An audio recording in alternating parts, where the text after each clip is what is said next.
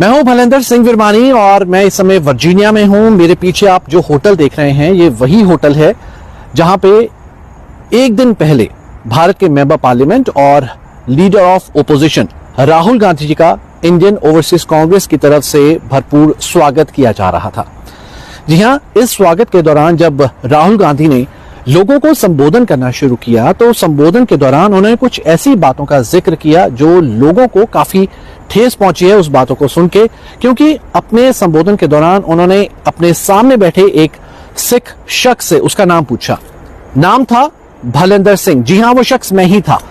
मुझसे जब राहुल गांधी ने मेरा नाम पूछा और मेरे नाम सुनने के बाद उन्होंने कहा कि सिखों को हिंदुस्तान में, जी हां भारत में आजादी नहीं है, ना तो वो पगड़ी पहन के गुरुद्वारों में जा सकते हैं, ना वो कड़ा पहन के जा सकते हैं। इस तरह की कई और बातें उन्होंने कड़वी बातें कही, लेकिन उनका ये मानना था कि भारत में जो धार्मिक चिन्ह हैं उन पर आजादी नहीं है, पहनने पर आजादी नहीं है, जो कि बिल्कुल गलत है।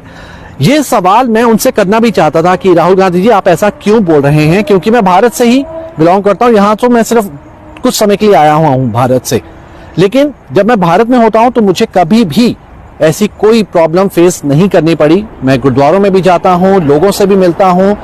सिर्फ सिखों की बात नहीं है, यहाँ पे अगर मुस्लिम समुदाय की बात करें और धर्मों की बात करें तो किसी भी धर्म के लोगों को भारत में कभी भी कोई परेशानी नहीं आई है।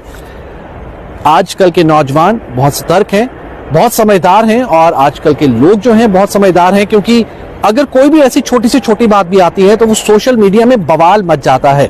अगर ऐसा कुछ होता भारत में कि अगर हमें पगड़ी पहनने पे कोई मनाही होती या फिर कड़ा पहनने में कोई मनाही होती या फिर किसी और तरीके से किसी और धर्म के लोगों को कोई मनाही होती, उनको उनके जो धार्मिक चिन्ह हैं उन पे कोई रोक लगाई गई होती, तो जरूर वो सोशल मीडिया के जरिए हम सब तक पहुंचती।